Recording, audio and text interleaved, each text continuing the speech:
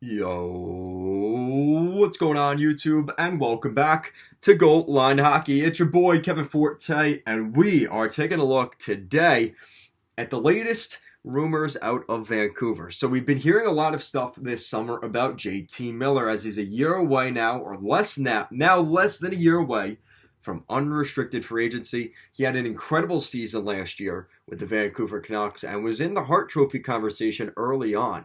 You look at the numbers he put up last year. Oh, that's frustrating.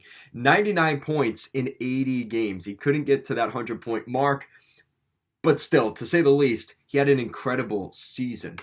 But he's over his career, he's been a very productive player. He's consistently a guy that can get anywhere between 15 to 30 goals per season. I know that's a little bit of a stretch there, but that's kind of what you're getting here with JT Miller. Now, JT Miller, former first-round pick of the Rangers in 2011. He's still 29 years old, and he's from East Palestine, Ohio. So kind of an interesting location there. But JT Miller is a player that is very intriguing, specifically to one team on the East Coast right now, and it isn't the Blue Jackets. Apparently, the New Jersey Devils have kind of been in talks with the Canucks again. Now, I've also been hearing that the Islanders were apparently in that conversation as well, but we've been hearing more about Jersey here. So, this is what we're hearing. So, the rumor apparently is that Damon Severson, going to the Vancouver Canucks for JT Miller in a bigger package, of course. So, what are my thoughts on this? Well, Damon Severson is a defenseman with the New Jersey Devils. He's been there for a very long time. He was a Kelowna Rocket for a couple of years over in the Western Hockey League. He played in Albany for the Devils. He was a second-round pick back in 2012. He's been grinding it out. He's 27 years old. He's in the prime of his NHL career and is a year away from unrestricted free agency. So what is the future for Damon Severson? Because the Devils have kind of had an overhaul to that blue line.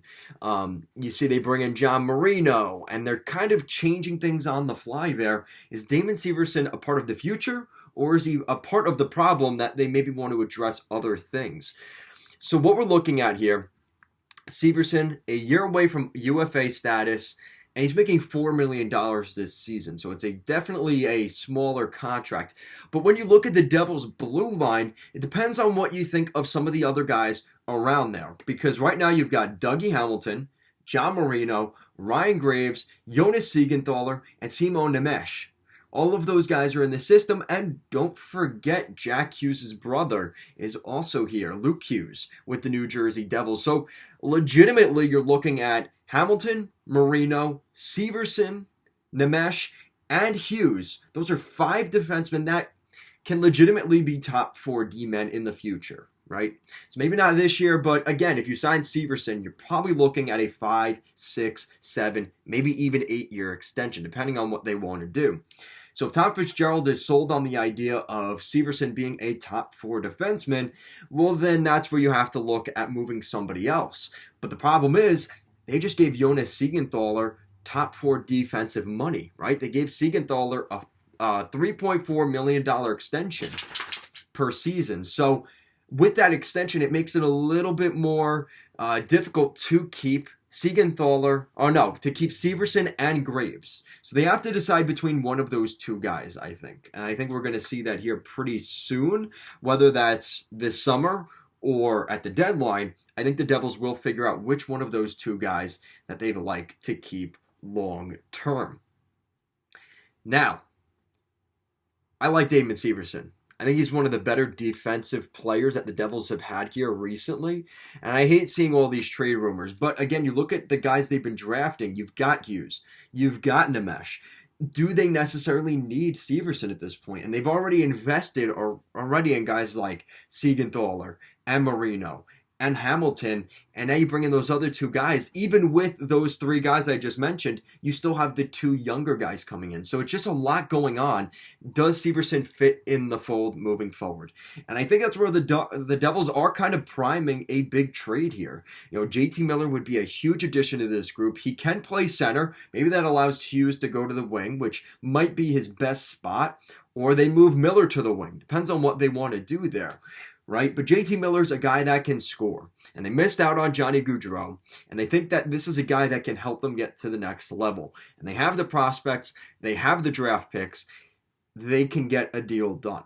Now the question is, do they want to invest long-term into JT Miller? And does JT Miller want to invest long-term in the Devils? Because the Devils have a lot of contracts coming up this season. Tomas Tatar, 4.5 coming off the books. Andreas Janssen, 3.4, that's coming off the books. 2.375 mil for Eric Howla. Those are all coming off the books. So that is over $12 million of cap space, or right around $10 million, $10 to $12 million of cap space just between those three guys that will be UFAs. That's a lot of money that the Devils will get. And they've already invested in some other guys. Palat, Hischier, and Hughes.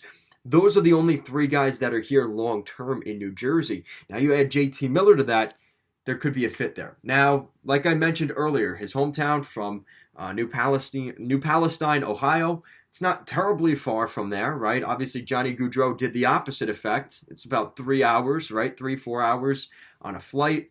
And then you also have the possibility of, you look at, he grew up in New York, right? He was Rangers draft pick, 15th overall pick, was with the Rangers for a long time. So this isn't that far from that kind of lifestyle for him. So he knows the area enough. And I think that is something that could be up for consideration here. Now, I don't think Tom Fitzgerald and the Devils make this deal unless they know that JT Miller it's sort of a sign and trade, right? Because you're not trading Severson, a first round pick, prospects like Kevin Ball or Nikita Okatiuk or some of those guys. You're not trading those guys if you don't know that there's something else there. And the Devils are also having a little bit of a saga here with Jesper Bratt. Doesn't sound like they could hammer out a contract right now. They also have to sign Miles Wood. Would the Canucks be interested in any of those guys? Now, I know you want to keep Jesper Bratt, but again, if he doesn't want to sign there, could you use that to get a bigger piece like Miller? That's something that could happen here. So these are just kind of things I'm bringing up because a lot can happen here from now till the beginning of the season. But I do wonder if the Devils are a legitimate option for JT Miller because none of this matters if JT doesn't want to sign in New Jersey. But let me know what you guys think down below. Do you think JT Miller would sign with the Devils? And do you think that the Devils have enough assets? And what are the assets for the Canucks to get the deal done? Guys, as always, thank you so much for watching. And I'll see you again next time.